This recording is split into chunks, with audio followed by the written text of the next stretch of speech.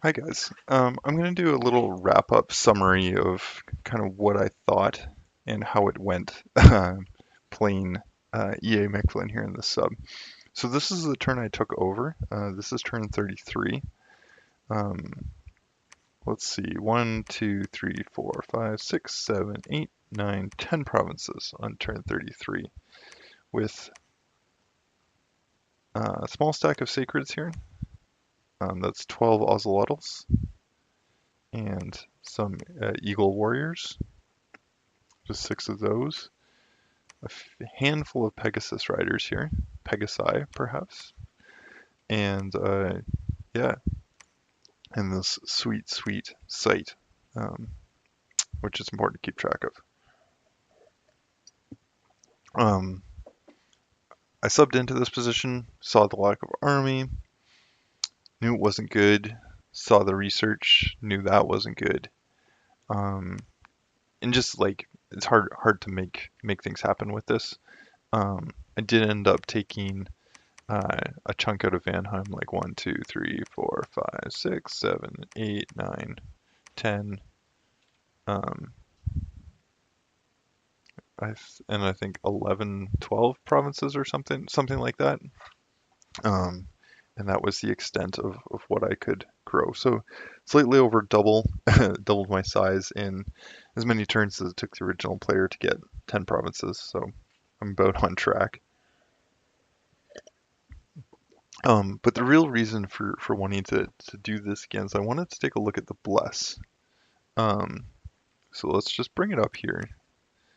The Bless and the Pretender design. So Precision, Shock, Natural Protection, Regen, Blood Bond, Larger, and Invulnerability. And I don't think I've critiqued this before, um, but there's a few things that I'd like to say about it now, especially in hindsight after having played. So first off, this is a very defensive Bless. The only thing that adds firepower for Mictlan here is Larger. Larger gives you 30% extra strength. Is it going to tell me here? Kind of. Kind of does. 30% or plus 3? I think it's 30% extra strength. Um, that's the only thing that adds offensive capabilities. No, I guess I'm not going to look at it on this guy. Everything else about the Bless is defensive. So that's a little, like, that can be good or bad. Well, let's just call that an observation. What's bad is this natural protection plus 5 combined with invulnerability 10. So if we look at some of our troops here, unblessed, of course, this is an Ozelotl. So an Ozelotl has, first off, an Ozelotl is going to be your most dominant um, sacred you'll be using as Mictlan. Like they're the ones you can summon with blood. That means that they scale, which means that you'll be trying to get as much mileage as you can throughout the game using these things, especially mid-game onward. They start off with 6 natural protection. Invulnerability gives them 10 natural protection against mundane weapons. Hard Skin, which is that plus 5 natural protection, brings it up to 11, negating the usefulness of having invulnerability to begin with. So one or the other, guys, not both. Let's have a look at the Eagle Warriors, because I think that these guys are the same, yeah. So they're not the same, no. So their natural protection is 0. So these guys are actually do get buffed. They do receive a buff from having invulnerability combined with hard skin because the invulnerability is used, so they get 10 natural protection rather than the hard skin, which is plus 5. So it just gets the hard skin gets ignored. So when we're having those battles, it's always basically there's invulnerability and there's hard skin, and it uses the lesser of those two values unless I'm fighting against someone with magic weapons, which Tir Nanog has. Tir Nanog is going to be fighting with magic weapons. Um, Vanheim would fight you with magic weapons. or more is going to fight you with magic weapons. The reason everyone's going to have magic weapons in this game is because any nation with sacreds is going to take magic weapons on their bless, most likely. Sorry, Tirnanog won't because they have natural weapons built in. Because Therados is in this game, so you want to be able to efficiently kill ghosts. So there's going to be a lot of magic weapon usage, which makes invulnerability a weak bless selection. Let's take a look at the Pretender as it was designed. EA Mictlan right here. You get nice bonuses here. So the Pretender's Smoking Mirror. They didn't buff fire, which makes it a weird choice. They get 4 of this, no water, which is fine. Let's, yeah, Fire Bless is +1, Blood Bless is +2. So it's a little weird to only have 1 fire. No water, 10, 10 earth, no astral, 5 death, 10 uh, nature, and 4 blood. Okay, that actually translates to 6 here. And then let's start filling out the scales, because that's easy. Just straight nerf them, I think. Why am I missing this? 4, 0, 1, 2. I'm missing something here. 5, 10, 4. Shoot. Has the game changed? Probably not, right? And this is the same here, so it must have been cold scales.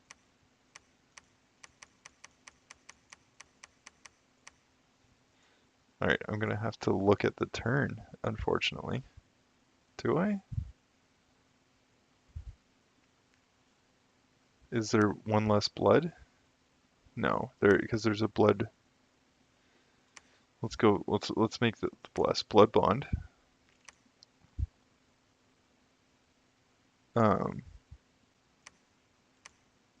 What?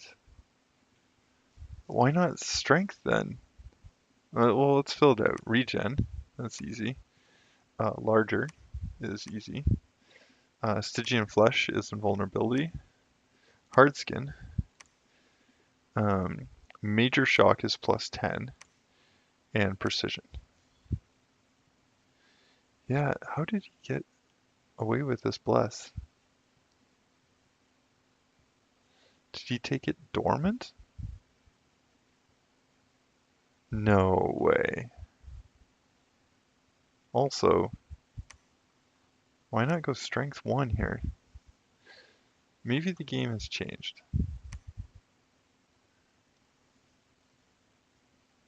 First heat scales 1, fire bless 1, blood bless. Okay, regardless, this is the build I was playing. And maybe it was dormant, which would explain the expansion. That's possible. I'm pretty sure it's death 3. Not sure where these points would come from. Maybe he somehow got away with this. A buggy bless, perhaps. But let's say this is the bless. Regen, blood bond, stacks. What could you do differently? I would say knowing a Therados is in the game. Stygian flesh, which gets negated by magic weapons, especially, should not be used. If you want to take a high death bless, there's some excellent options here. If you have regen, you could just get some extra undying, but this won't really affect the Ocelotls because they already have a large health pool. So what I'd say is get rid of the undying and save yourself some points. Maybe if you have some points left over, just do 2 undead command and 2 undying. It'll be good for your leaders if you need to spend these points. Uh, let's see. Uh, Precision, shock resistance. Shock resistance I like, especially because he got lucky in the sense that he started next to Vanheim, and it's potential he could be dealing with shock damage. Um, he ended up fighting Tirnanog at the end. Shock damage right there. That's great. Uh, you have Fire Bless bonus. Get a Fire Bless. Uh, Heat Aura is a great one because you have one extra bless point, so the smallest bless you're going to get anyway is 4. Heat Aura costs 5, so spend it. Sorry, you're going to put 4 points in anyway. Might as well get Heat Aura. This gives you the Heat Aura effect, which is not necessarily something people would kit for, uh, and could be useful if you went in Heat Scales, which is an option. Um, Yeah, there's actually some utility here, and you do get the discount for it. I would take advantage of that. Let's see some of these other things. Hard skin, sure, okay. Makes your guys more tanky. I'm okay with that. I would consider getting rid of larger. Oh, okay. Larger is just a straight +3 strength. Um, this costs 4 earth, 3 nature. If we get rid of it and you want strength, you can get for 3 earth, you could get strength. It's a possibility. Or you could just not get strength. That's another good possibility. The other effects of larger is 30% HP. That's a lot of HP, so I can't argue with that. -1 defense isn't great. That hurts you. And it also makes your ocelotls go from size 3, which is 2 per square, to size 4. So it cuts the attack density in half. So effectively, by getting larger, you're cutting your damage output in 2. Even with the +3 strength, it's that bad. So I would say you're actually hurting yourself more than you're helping yourself by getting this. Um, from the offensive point of view. From the defensive point of view, 30% HP is 30% HP. If you've got 40 HP sacreds, 30% of that is 12. Like, sure, 12 extra hit points is great. But you have to ask yourself, are you in a situation where a 12 extra hit points is the difference between living and dying and winning a battle? Or is it just like a nice to have that as the battle grinds along? Um, yeah. So let's just say, let's get rid of this. Let's get rid of larger. Um, that frees up 3 points that could be used here. The ocelotls, I wouldn't really worry too much about poison. You could get minor poison resistance just in case someone does foul vapors. This doesn't eliminate the foul vapors problem, it alleviates it. So this could help. I don't feel like you necessarily need these other things. Ocelotls are demons. You don't need low light vision. Um, the poison resistance is nice to have, and you can cast more poison resistant spells once you research them. That's fine. These earth points, you could go strength, strength +2 for 3, um, and then just save a point. That could be good. But if you look at your bless this way, cancel the strength here, save these points, look over here on blood, also for 3 points, it's strength of the flesh. And the difference on blood is you have a bonus to blood. So it's actually cheaper to get these high pass in blood. It's so much cheaper that we could go all the way to +4 strength on the blood. So by taking away larger, we lose 12 HP, but we gain 1 defense and 1 strength, and we double our attack density. Like that's the logic behind getting rid of uh, the larger from the bless. Ocelotls in particular are still benefiting from the hard skin. They never benefited from the death bless in any way. If we wanted to go even a little bit cheaper here, sorry, spend the rest of our points, then we could look at getting a major magic resistance potentially. +2 magic resistance for the Ocelotls could be good if we thought we were going to be running into magic. If we didn't, I would save these points, push them over into water, and consider getting like a defense skill. Um, this extra defense skill combined with your flying high attacks, pretty like intense physical damage is going to help. It's going to help the attacks get through. It's just going to give your guys another layer to survive. And I think things were oversubscribed. So what could we get if we actually had 4? We could go Chill Aura. Chill Aura is not great this game. There's Niflheim, there's Therados, there's Vanheim's not really too bothered by a chill. I wouldn't go here. I would just stick to the 3 points in um, defense skill. So without changing the theme of the build and just tweaking how the build, the details of it, I think this would be viable.